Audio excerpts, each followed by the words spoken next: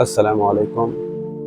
اللہ تعالیٰ کا کلام ہر عیب سے پاک ہے، ہر نقص اور ہر برائی سے پاک ہے، اس کے اندر رتی برابر بھی شبہ نہیں ہے۔ ہوتا کیا ہے اصل میں، انسانوں کی جو انٹرپریٹیشن ہوتی ہے قرآن کی آیتوں کو لے کر یا قرآن کی کسی سورہ کو لے کر، وہ مختلف ہو سکتی ہے، وہ غلط ہو سکتی ہے، اس میں خطا ہو سکتی ہے، لیکن اس کی بنیاد پر لوگ قرآن مجید میں شک و شبہ کرنا شروع کر دیتے ہیں، کیونکہ وہ تو یہ سمجھتے ہیں نا کہ یہ انٹرپریٹیشن جو ہے یہ قرآن مجید ہے۔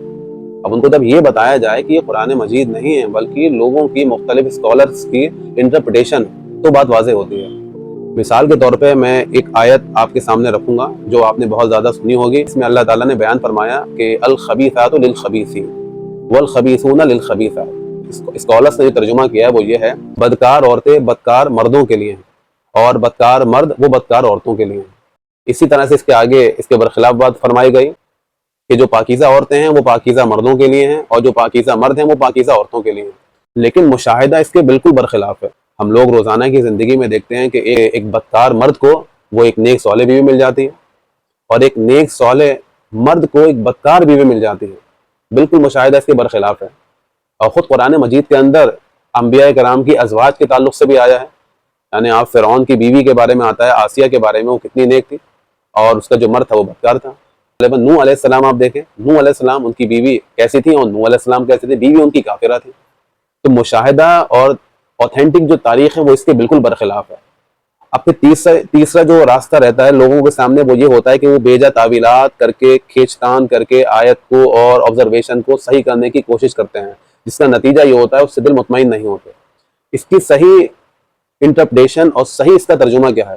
دراصل ترجمہ کرنے میں خطا ہوئی ہے۔ یہ جو آیت ہے یہ سورۃ النور کی آیت ہے، سورۃ النور آیت نمبر 26 ہے، جس میں اللہ تعالیٰ نے ذکر فرمایا، کلمات ذرا بغور آپ سنیں، الخبیثات للخبیثین والخبیثون للخبیثات والطیبات للطیبین والطیبون للطیبات اولئک مبرؤون مما یقولون لہم مغفرۃ ورزق کریم۔ دراصل یہ وہ آیت ہے جو سورہ نور کی آیت ہے، اور ہمیں معلوم ہے سورہ نور کے اندر حضرت عائشہ رضی اللہ عنہ پر جو تہمت لگائی گئی تھی اس کی برات کا اعلان سورہ نور کے اندر آیا ہے، جس میں اللہ تعالیٰ نے کیٹیگوریکل وے میں اس بات کو بیان فرمایا کہ حضرت عائشہ پہ جو بہتان باندھا گیا تھا وہ بالکل جھوٹ ہے، اور اس کے اندر جو بھی لوگ ملوث ہوئے ہیں ان سے بہت بڑی غلطی ہوئی ہے، گناہ ہوا ہے۔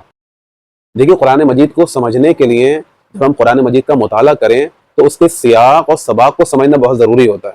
اگر آیت کا ساتھ اس کا سیاق یا پھر اس کا سباق چھوڑ دے تو آیت کا صحیح مفہوم واضح نہیں ہوتا ہے۔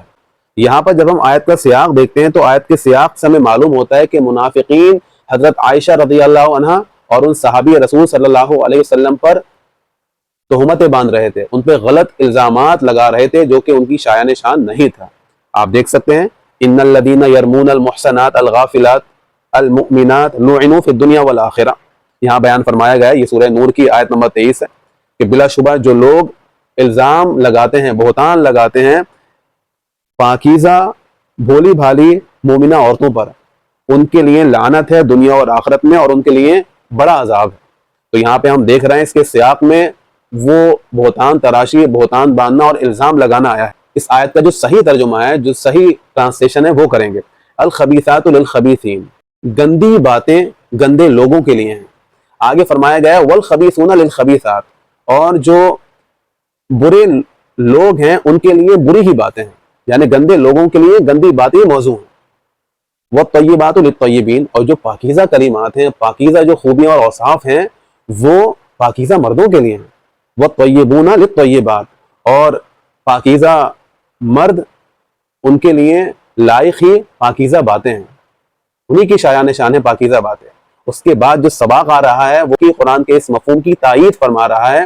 بعد میں بیان فرمایا گیا اولئک مبرؤون مما یقولون، کہ یہ سارے جو پاکیزہ لوگ ہیں ان تمام باتوں سے جو یہ کہہ رہے ہیں اس سے بری ہیں، اس سے بالکل پاک ہیں۔